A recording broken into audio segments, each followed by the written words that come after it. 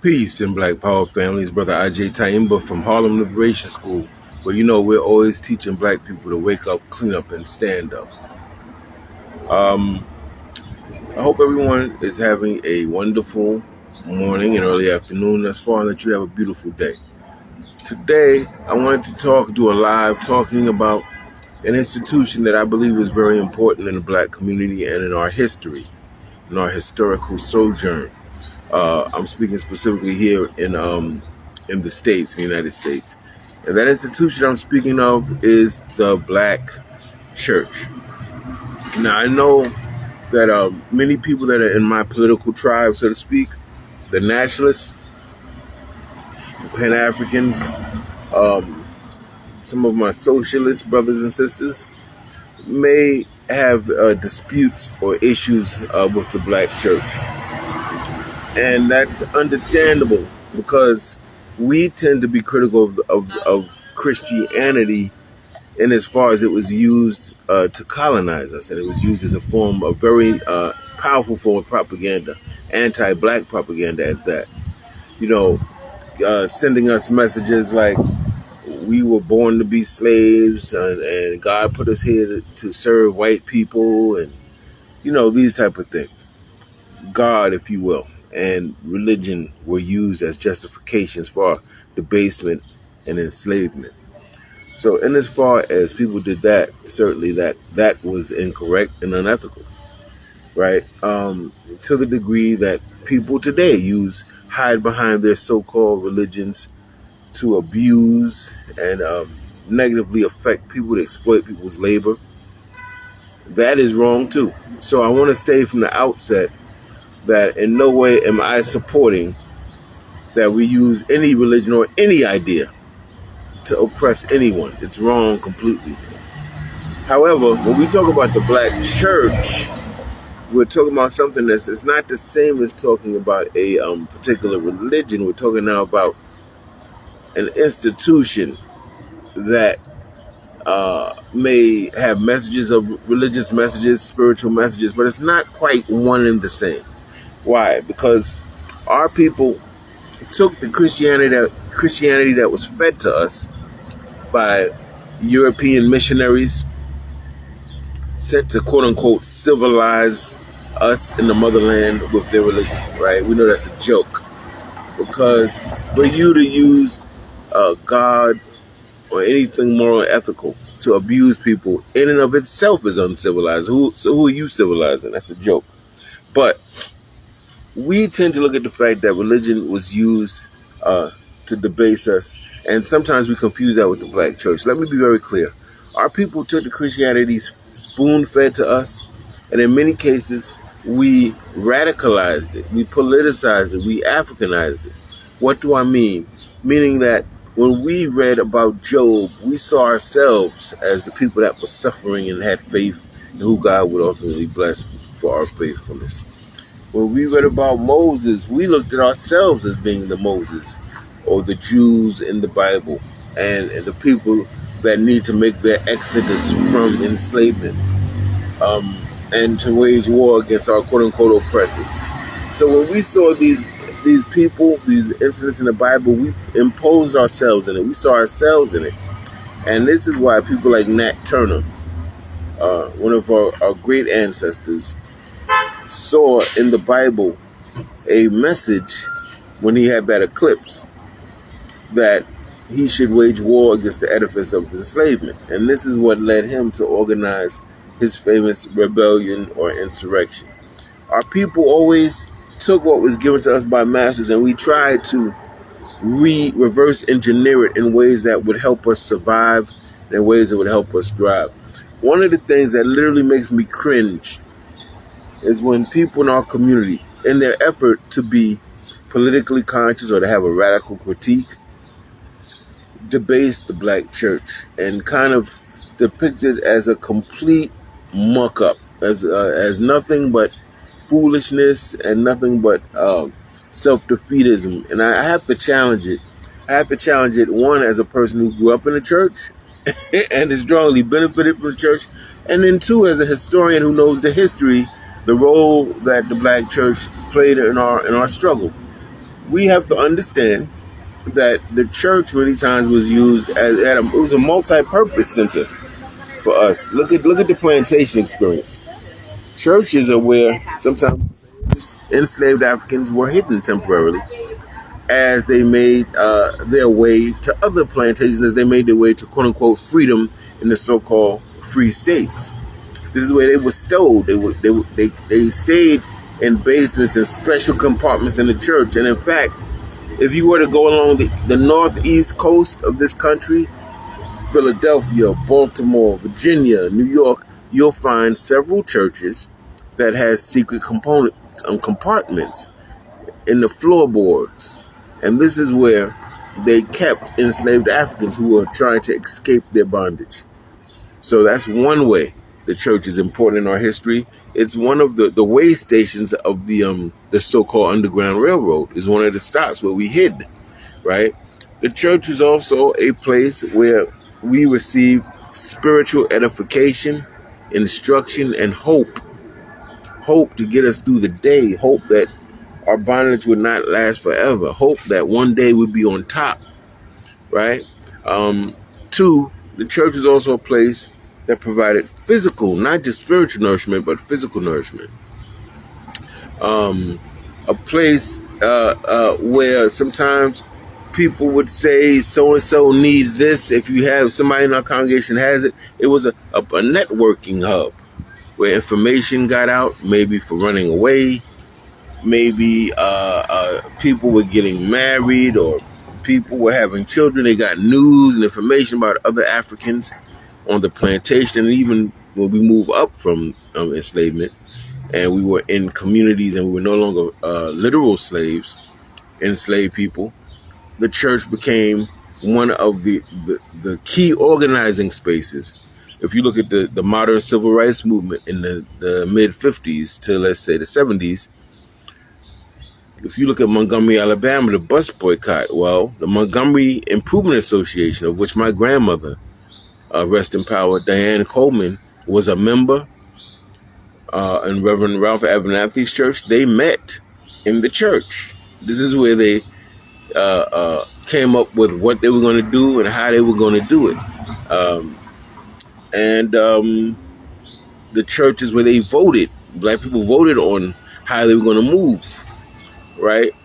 The church is the place where they help organize the black cab owners, taxi cab drivers that own their own cars, to create carpools so that, the men, women, and children going to school or work, boycotting. Of course, they're not riding the buses, and they still need transportation. So the people that didn't walk, there's a lot of people walked miles and miles for a whole year as part of that bus boycott. But the people who didn't walk, many of them participated in the carpools, which were largely organized within the church. These are church members, congregants.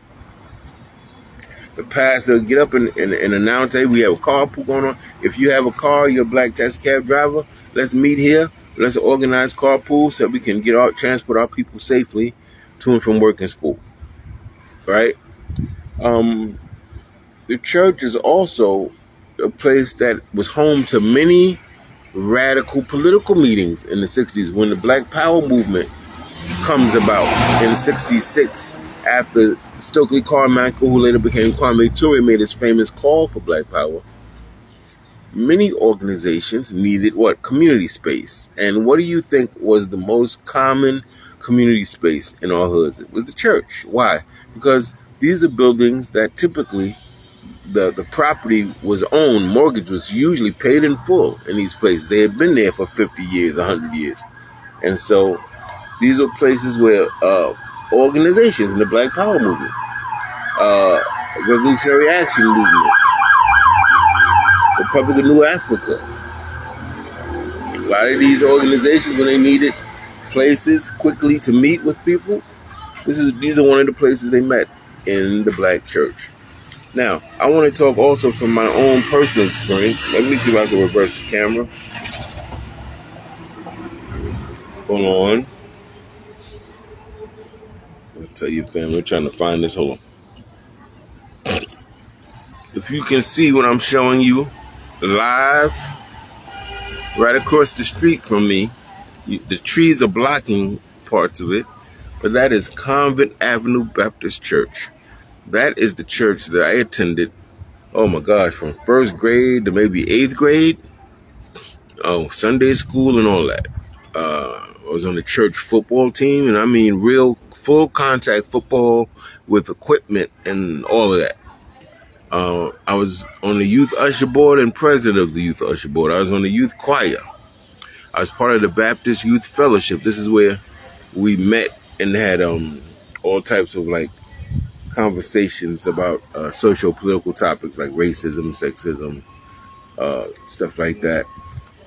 So I'm saying this to say that I'm speaking from a historical point of view what the church has been, but in my personal life, the place where I got my first opportunity to speak in front of a crowd, an audience, was in the church. And I was in elementary school. It was a few children and youth Sundays. These are the Sundays where the children and young people took a greater role in the church activity. So the youth choir would sing, or the children's choir. They would have a young person come up and read the scripture, what they call a call to worship. They might have a young person come up and say a message on behalf of the youth, an inspiring message, or read the events that were going on in the church. And so I played those parts, and apparently I did well. I got really good responses from the adults that were present, who said, "Oh, you're a good speaker, and you should go on and be a good speaker one day," and all this stuff. My point is, I got over my fear of speaking. That's where I got my training, right here in the church that I just showed you across the street. This building I'm sitting on, this brownstone, I'm sitting on the steps that you can see behind me, partially owned by the church that I attended across the street, as well as the other brownstone over there, owned by the church. I believe it was donated by one of the congregants, the members, quite a few years ago. And there's another brownstone owned by the church. The church also has, which you cannot see, on the corner to my right, what they call the educational building. It's like maybe a 5-6 story building, and that's where we used to have football team meetings. That's where we had, I think, the Girl Scouts. The Girl Scouts had the brownies. I think that's what they call the little girls in the Girl Scouts. This we had our Baptist Youth Fellowship meetings. At one point, they had it was kind of a nursing home. And as I saw maybe a few days ago, the church also had a pantry. So the church is giving out food. Around the corner, on the other side of the church, in the actual church building, on the lower level, they have a senior center that meets, I think Monday throughout the week, the work days. And from morning to the evening, they have activities, organized activities for all senior citizens. You got to register. My mother attends all the time. They serve a very inexpensive breakfast, very inexpensive lunch. They have board games. They have art supplies. They have televisions. People can see their shows. They have discussions. They have all types of things to make sure that the lives of our elders are meaningful, and that they live in dignity and integrity, that they're around people their age, having conversations that are appropriate for them. I think sometimes they organize trips for them as well, and all of that. For me, the church, like I said, the choir, the football team, the usher board, the Baptist Youth Fellowship, this is where I learned how to speak in public and be confident. This is where I saw black people every Sunday, dressed up nice, strong, intelligent, leading everything. When I came here to the church, everything I saw going on in that building was run, operated, managed, supervised by a black person.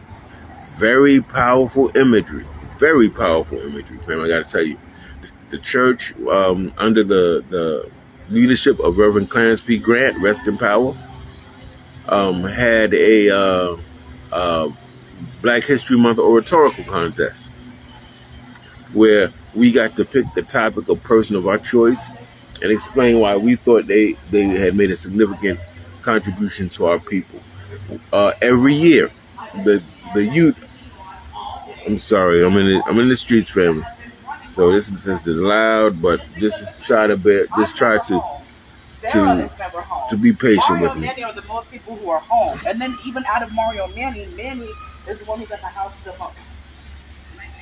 So, as I was saying, I actually forgot what I was. This is going loud. I forgot actually what I was saying. But oh yeah, every summer the church took the youth to Shore University, and we stayed there for a week. It was a convention, a Baptist convention, Christian convention called the Lot Carey Convention. I'm not exactly completely up educated on who Lot Carey was, but I know that every year in the summer we went for a week, the young people, and it was like you went to church and hung out with other youth our age and had discussions and this and that. But the fact this church is in North Carolina, so we got to get away to another place in the summer, and it was a historically black college, Shore University. Those of you who know SNCC history know that the Student Nonviolent Coordinating Committee was started at Shore University in 1960, I believe, when Sister Ella Baker put out a call to all of these black student leaders and black student activists that were organizing sit-ins, all throughout the South. So there's a lot of history, but my point is, these are things that the church provided for us. For me, I can speak personally. I'm not a person that speaks on stuff I don't know about, family, or from some simply abstract conceptual point of view. I'm speaking from the churches, having been in it for many years growing up, having been involved thoroughly in it, as I've told you, having benefited thoroughly, and not just me.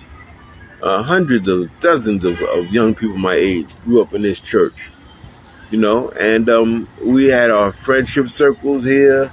We had our little boyfriends, girlfriends here. It's just, and I should also say that my aunts, uncles, and my father on my father's side went to this church, and there were 8 of them. So there's adults in this church that knew my father, my aunts and uncles, his siblings, when they were children in this church. We have history here.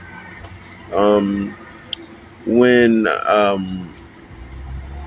know a sister named Therese, who's one of my good friends, who comes out of this church.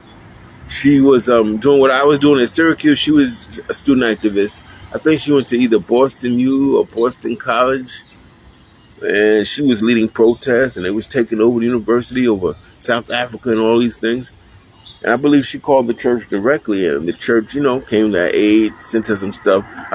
So this church in particular, Convent Avenue Baptist Church, has been very instrumental in my development as a young man. And, my mother, who is now just turned 84 last month, when I asked her what could I do for her, what she wanted, her big thing was, I'd love to see you in church with me, son. That would make my day. So probably for the last month or so, I've been going to church with my queen and meeting my mother at the church. And it's been really a beautiful thing to be able to connect with my mom every week, like that. And I know it means a lot to her. But this is the place where I grew up. It's more than just going to church. For me, this is part of my life. This is part of my life and childhood. Other people may say, oh, they're going to church every Sunday. But this is like part of me growing up.